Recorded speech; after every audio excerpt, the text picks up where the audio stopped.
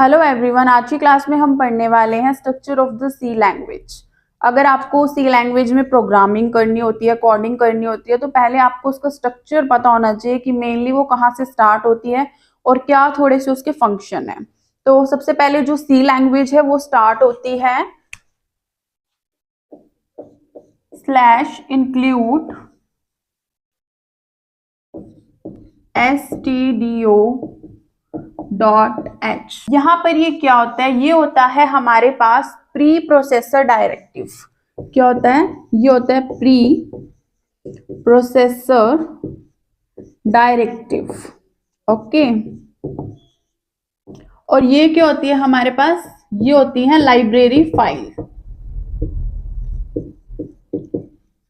तो जो ये होता है प्री प्रोसेसर डायरेक्टिव, ये यूज किया जाता है लाइब्रेरी फाइल्स को कंटेन करने के लिए। लाइब्रेरी फाइल्स के अंदर हमारे पास क्या होता है? कीवर्ड्स होते हैं।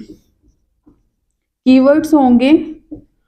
कीवर्ड्स क्या होते हैं? किसी भी लैंग्वेज के प्री डिफाइंड वर्ड्स को हम कीवर्ड्स बोलते हैं।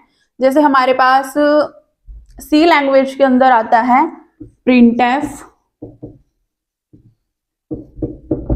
और एक हमारे पास आता है स्कैनफ। इन कीवर्ड्स को यूज करने के लिए, कंटेन करने के लिए हमें लाइब्रेरी फाइल लगानी पड़ती है, और लाइब्रेरी फाइल को कंटेन करने के लिए हमारे पास आता है प्री प्रोसेसर डायरेक्टिव। तो ये जो है यहां से बिगिनिंग होती है हमारी सी लैंग्वेज की। सो ये जो है हमारे पास स्ट्रक्चर है सी लैंग्वेज का। तो इसमें आपको ये पता चल गया, यहाँ पर जो है ये क्या होता है? प्री प्रोसेसर डायरेक्टिव होता है जो होल्ड करता है लाइब्रेरी फाइल्स को। लाइब्रेरी फाइल्स हमारे पास ये stdio.h है और conio.h है। stdio.h होती है स्टैंडर्ड इनपुट आउटपुट, और conio.h होती है कंसोल इनपुट आउटपुट। उसके बाद हमारे पास आता है void main। ये void main क्या है? ये हमारे पास है फंक्शन। ये फंक्शन क्या है? इसके बाद जो हम एंटर करेंगे वो हमारी कोडिंग होगी। void main के बाद हम क्या करते हैं?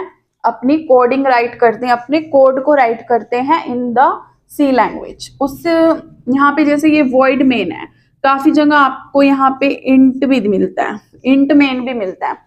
void main तो हो गया हर एक के लिए, लेकिन int कब लगाएंगे? जब हमारे पास जो इनपुट आउटपुट हमें चाहिए वो इंटीजर फॉर्मेट में होगी, तो हम यहाँ पर int लगाते हैं, अदरवाइज हमारे पास void main आता है।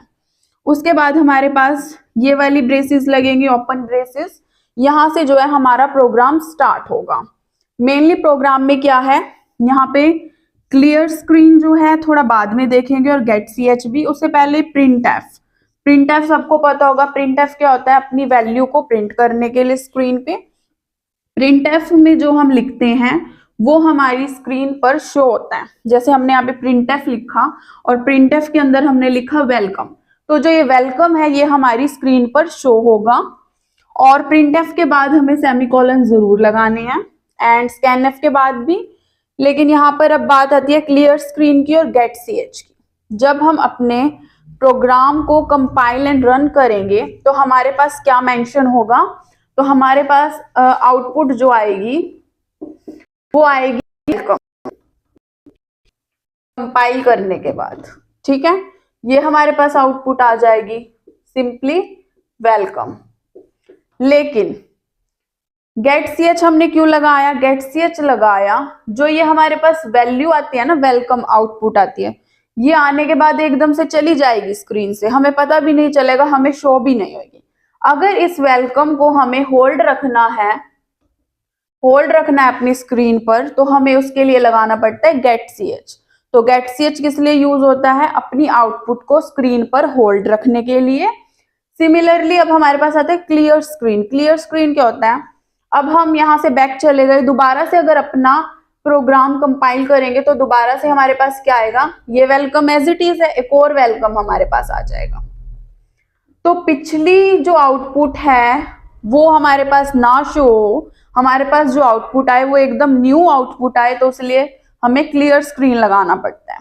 तो क्लियर स्क्रीन जब हम लगाएंगे तो अगर हम दोबारा से कंपाइल करेंगे अपने प्रोग्राम को, तो दोबारा से हमारे पास आउटपुट में ओनली वेलकम लिखा आएगा, ना कि हमारे पास 2 बार वेलकम लिखा आएगा। तो ये जो था बेसिक स्ट्रक्चर था हमारे पास सी लैंग्वेज का। होप सो आपको ये अच्छे से क्लियर हुआ होगा।